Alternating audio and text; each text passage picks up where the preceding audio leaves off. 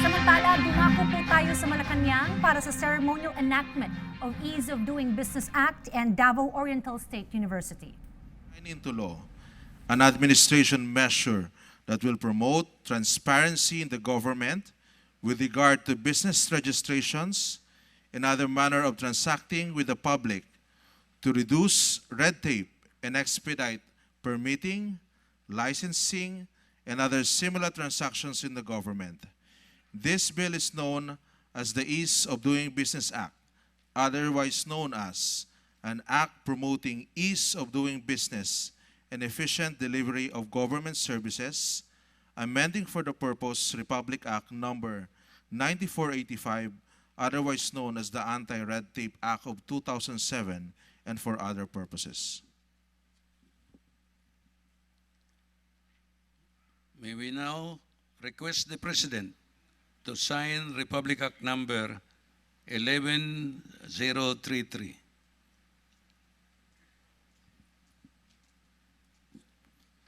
Republic Act number 11033 was based on House Bill number 7007 and Senate Bill 1617. The bill was principally authored by Congressman Joel Mayo Z. Armalio of the 2nd District of Davao Oriental. On the part of the House of Representatives, the bill was principally sponsored by the House Committee on Higher Education Chairperson Ann Hofer, along with Speaker Pantaleon Alvarez and Majority Leader Rodolfo Fariñas. And on the part of the Senate, the measure was principally sponsored by the Senate Committee on Education, Arts, and Culture, Chairperson Francis Escudero, along with Senate President Vicente Soto III and Majority Leader Juan Miguel Zubiri.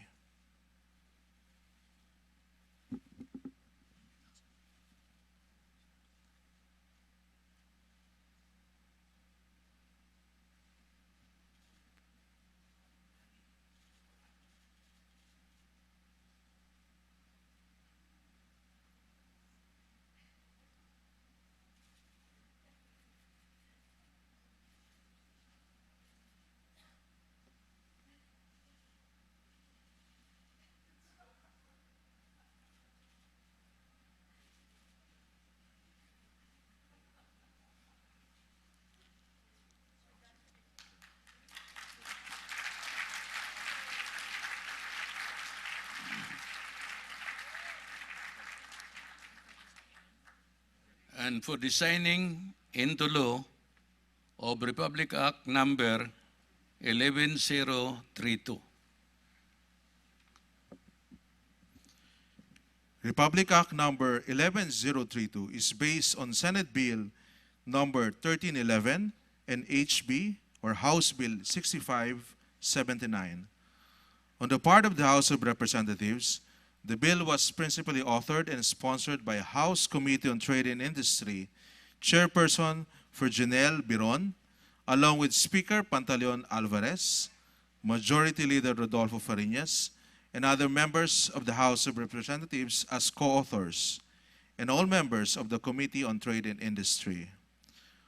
Also co-sponsors and members of the Bicameral Conference Committee are Committee on Trade and Industry Chairperson Virginelle Biron, Xavier Jesus Romualdo, Manuel Zubiri, Vilma Santos Recto, Winnie Castelo, Luis Raymond Villafuerte, Ricardo Belmonte, Arthur Yap, Carlo Nograles, Bernadette Herrera D., and Arlene Arcillas. On the part of the Senate, the measure was principally sponsored by Committee on Trade and Commerce Chairperson Senator Juan Miguel Zubiri, along with Senate President Pro Tempore Ralph Recto, Paulo Benigno Aquino, Grace Poe, Richard Gordon, and all members of the Committee on Trade, Commerce, and Entrepreneurship.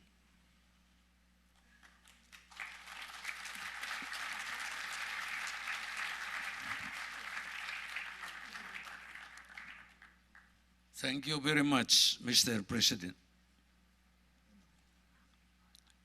And now, may we call on Executive Secretary Salvador C. Medialdia to introduce our guest of honor.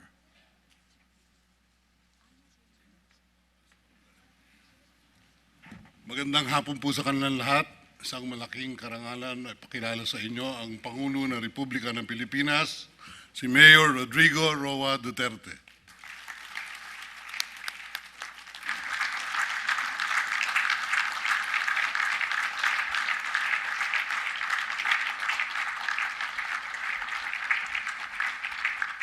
Salamat po kay Lisita.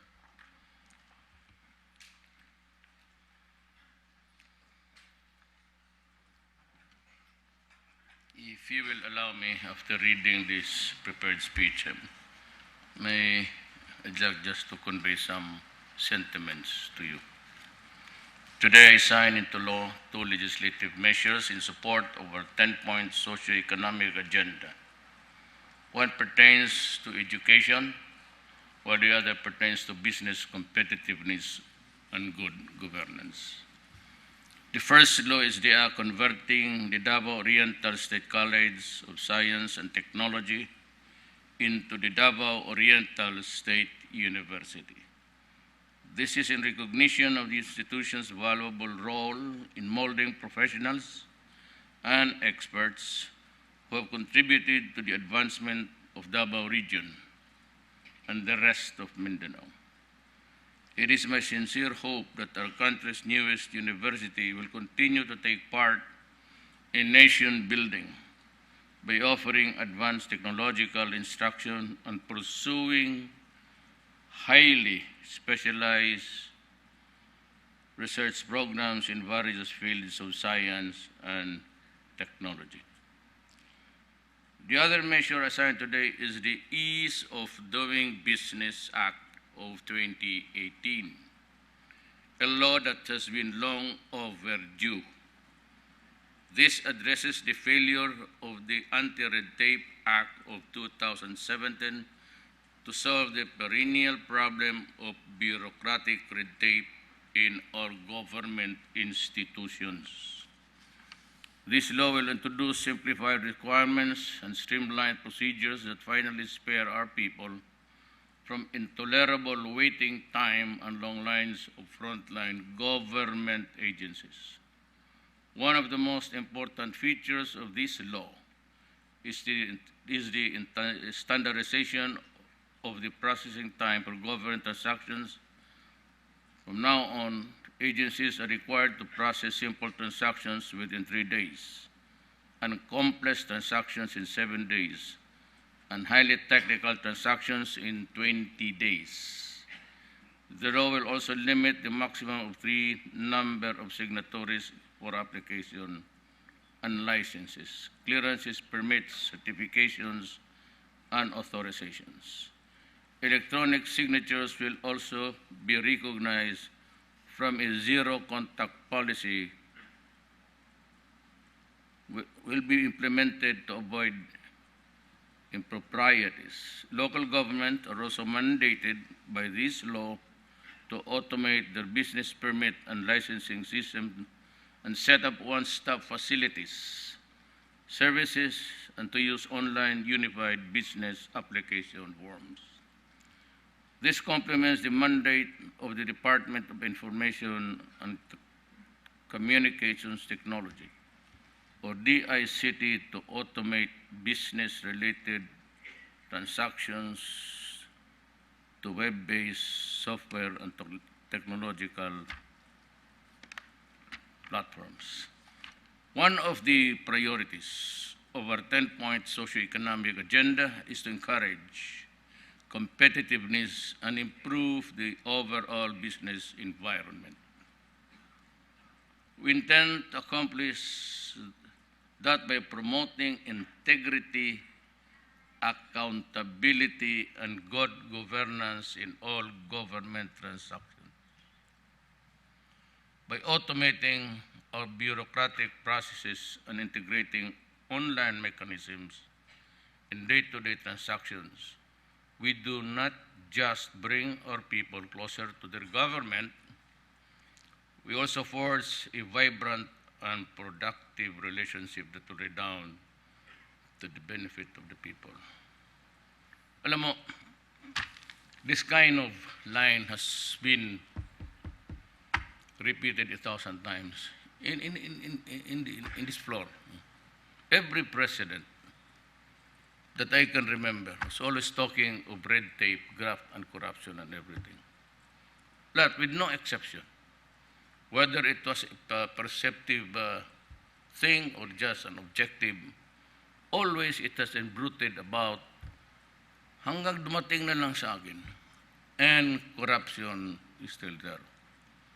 I remember vividly, during my time, the cabinet members were ordered to process papers online. And I said that you are limited to 30 days, pati yung mga director, 15 days. And in spite or despite of that warning,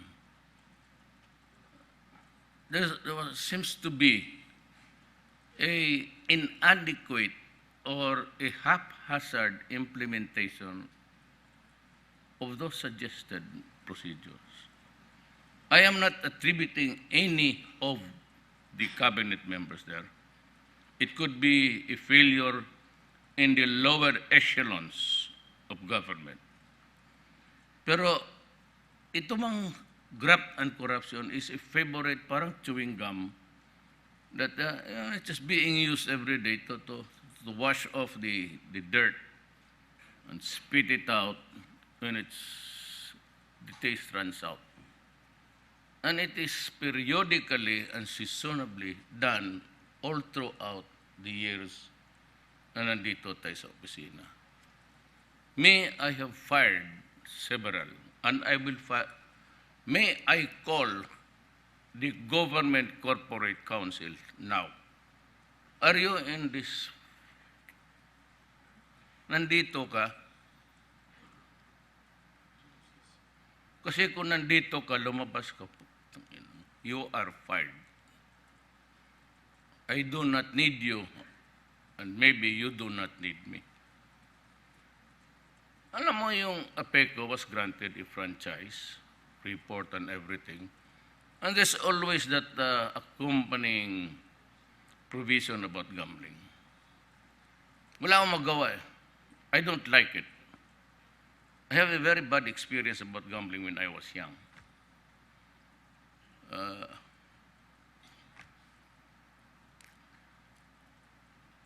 I've been discouraging people about the gambling is tolerated as if we just, pati ito mga perya-peryahan, kasali na ang mga barangay captains and mayors especially. You run your town or municipality as if you are really the chosen one and not the elected worker of government. Yan ang mahirap dito sa gobyerno na to. When you are granted a franchise to conduct gambling in a certain facility, it does not include farming out that franchise to other cities and provinces. Kaya kapag ganun, then you can rumble on, following your theory, you can rumble on to give permits beyond the shores of Luzon, and you can do it in Siasi, Holo. Kung hindi pa ka naman gago. So, you are just like a PAGCOR operating an independent entity with the same powers na you grant everything. Hindi ka tarantadong put. So, ganon ang gobyerno yan. And I have been trying to be patient with everybody.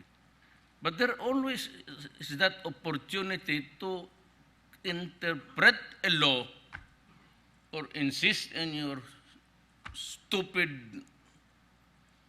proposition until the problem gets out of hand. So marami na, every day I've been firing an undersecretary, a secretary. Now I'm firing the Government Corporate Council himself. Alam mo, sa totoo lang, maraming abogado dyan naghihintay sa labas. There are thousands of lawyers that are waiting for an appropriate opportunity to work in government. Hindi na ako kailangan all I have to do is just look around. Marami Pilipino na gustong trabaho niyan. Hindi ko na kailangan itong mga lecheng.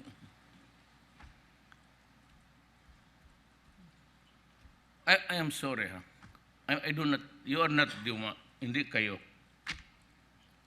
I ask for an apology. But this is just palabas ko lang sama ko ng loob. Because now we are talking about graft and corruption, we are talking about red tape and everything. And yet it continues to, well, nandito man kayo, kaibigan man tayo, do not take it personally. Kasi galit ako doon sa, hindi man ako pwedeng magalit sa inyo, lalo na sa iyo. Paganda mo,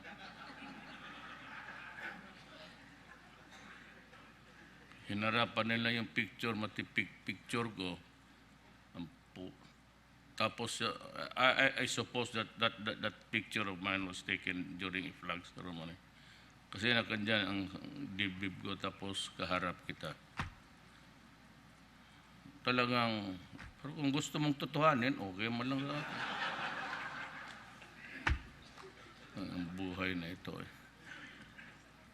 It's so exasperating, nahihiya ako sa tao, bakit ganun ang nangyayari sa gobyerno? And I seem to be at a loss kung paano kita, kung patayin kita, o DDS kita, o sagasaan. Bakit kayo pumapasok ng gano'n na nakakahiya nga sa, it had to take Congress to, it's a very simple standards. Yun lang. So I suppose that the executive department can do it. Congress na ito. Hindi lang sa akin. Kung sa atin lang, medyo magkahiyaan pa. Pero tayo dito, napapahiya talaga ako. So, itong online, pati yung sinabi ko na ayaw ko gustong magpila ang Pilipino. Kasi ang ordinaryong Pilipino walang matakbuhan eh. They do not have the money to hire law offices or even fixers for a price. And they have to do it. And some of them are from the provinces, or most of them. At pupunta lang dito to transact a business. They find it hard to move around because of the traffic. So it's one item, and there are about 10 to complete. They can only accomplish one item a day. At kailangan pala ng pera sa hotel. Kailangan pa ng pera sa lahat. Isa rin dyan na ayaw ko, nakikita ko. Ito namang ombudsman. Silang lahat dyan, huwag na yung paalis na Morales na yan. Now you better, you know, I've been a prosecutor all my life. Before yan magpunta dito yung, pag hindi mo mademanda yung mayor, hindi mo mademanda yung gobernador, o hindi mo mademanda kung sino, i-demanda nyo mga assessor, mga treasurer, at pupunta sila dito to face charges. And they have to go to you, maghingi lang naman ng baon o pamasahe to buy the ticket. Because if you do not appear during that day, you will be declared you will be arrested again. Or you are considered to have jumped bail. At ito yung tinatamaan na wala namang choice.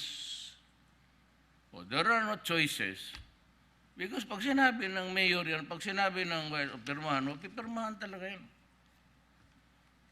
Ganun yan. Hindi naman bibigyan niya. Greed.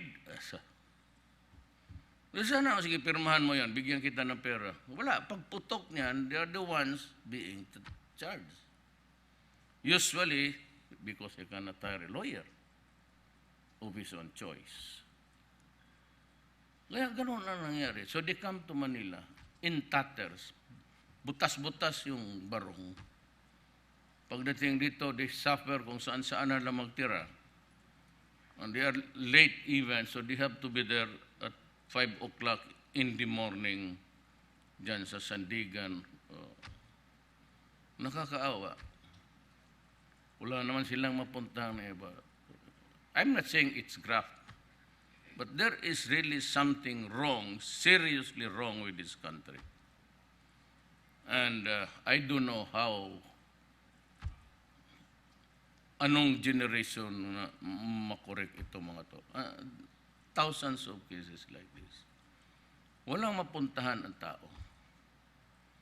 Kaya ako, may gusto akong sabihin na experience ko. Sabihin naman, nagyayabang ako, wag na lang. Pero wala kasi silang mapuntahan eh. Kaya pag nagpunta yan sa akin, yun na, pagka-problema na tayo. Especially in justice. Hindi kasi madali mag-ano ng... Ako, I just like to inform everybody. No contract of government ever reaches my table. Not even for addendums and things like that. Not one, not single, yung mga MRT highway, gano'n. Ang akin is the policy and appointments. Nothing of that sort ever reaches my table. Tanungin mo yan sila lahat, cabinet members. It's cradle to grave. If that is your project, well, that's fine. Work on it, make it perfect. Pagka pumutok yan, iyo yan. Pero sabihin mo ako, makialam ako, kayo nandito man talaga kayo. Sabihin nakialam ako sa gobyerno, when? Nandito man kayo lahat, guys of consequence sa ating gobyerno. Did I ever, even once, even in Congress, marami naman dyan, impeachment and everything. Itong si, paalis na lang. Ako pa ang, magtanong ka ng isang congressman o isang senador na tinawagan ko dyan sa impeachment. And today, you can have my resignation. I have not called any one of them, cabinet members, na magtanong ng transaction. Baski sino dito tanongin mo. I do not even know their number and I do not call them. And I only call them dito sa magkita sa Malacanang. I have maintained that kind of distance. Bakit kasi sige kaayos ng necklace mo? Kinig ka, bakit kasi?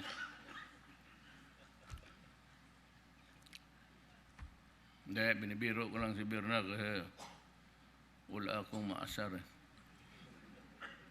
Bali pang timbang, ang batawag na sa Tagalog, nyawa na. Bali pang balance na lang sa sakit ng loob mo. That's it. I have never, nung umupaw day one nito, hindi na ako tumawag kay Pimentel, hindi ako tumawag kay... Well, one time, yung kinonfirm ko lang kay Bebot kung totoo ba talagang issue yung asawa. Kasi sabihin ko sa kanya, didepensahan kita. Kaya totoo man talaga. Native man ang nanay niya. So kung magpakasal siya na 5 beses, that's his business. What he does with this is none of our goddamn business. Totoo yan. Now it's good as any other time to let it out. Wala talaga. Could be Daniel, Mr. Sid sa custom. He has been with me. He was my chief of police for so many. He was my... Ni minsan, wala akong tinawagan. Let it go. Sige, si Aguirre, he offered, sabi niya, itong mga tao mo, mga police, they're guilty of murder. So, kung file a case. No problem about that. Sabi ko, why do you have to tell me? Any cabinet. Go ahead, murder. Pailan mo lahat. Let's have trial. Let's have a judicial trial. Masintensyahan mo, sige. Kung basta sinabi ko, protektahan ko yan. If it is connected in the performance of duty. And I believe that, sige, i-convict mo. Bukas, ipardon ko yan. Reinstate ko, one rank higher to boot. Pero yung lahat ng magnanakaw, paalisin ninyo eh. Do not give them that privilege of... So, hindi masyado ang Congress dyan, wala mga Executive Department. Pero dyan, sige mo lang daldal ng daldal, wala mga, maski sa session, tindig dito, tindig doon, kaya sabi ko, umalis ako dito. Nagsalita ako, walang nakikinig. Ang mga gago, nagsialisan, dalawa na lang kami na iwan o sa stenographer. So what's different? What am I doing here? So I went back to being mayor. Well, Congress was a very enlightening period of my life. At least in nuances ng, really, it was a very productive time for me. Pero yung style ng Congress is not hindi maganda para sa... Wala kang nakikinig dyan. Lalo na kung magsalita ka, in my municipality, there is this, yung kalaban niya, politika, atake ng atake. Pakialam mo dyan sa kalaban mo sa politika, maghintay ka sa eleksyon. Lalo na yung kalaban ko, Jesus Maria Josep, mag-privilege speech ba? Gusto kong patayin pero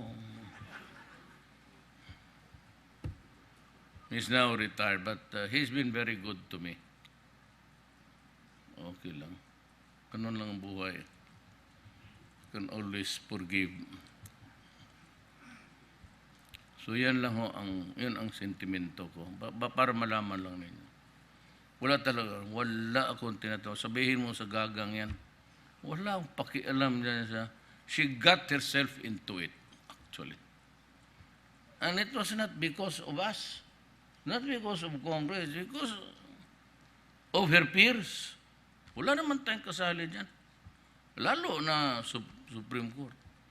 Sabi ko nga, kung may magsabi lang dito isa, any one of you, magsabi na tumawag ka sa akin, nakalimutan mo, may kinuusap ka, mag-resign ako bukas. Totoo na yan.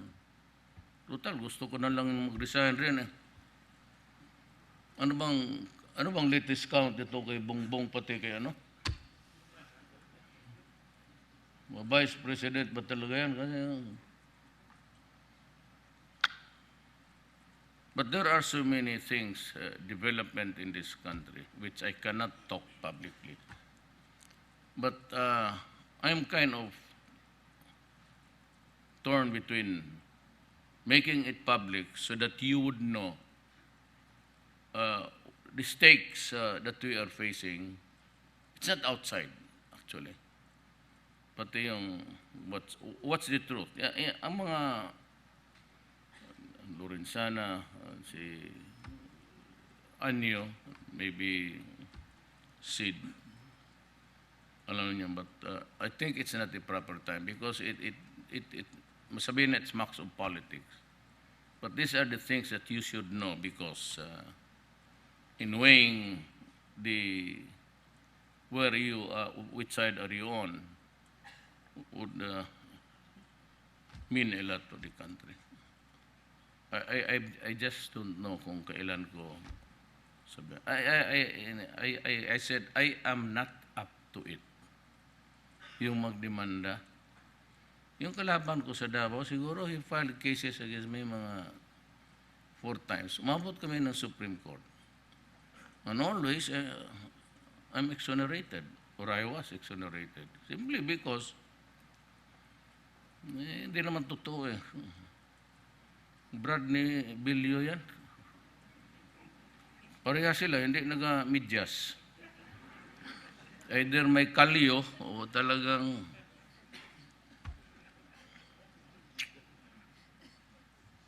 to. So, I end up by saying that we will try to comply with itong Boracay. Look, I do not mean to lord it over. Nandito naman kayo.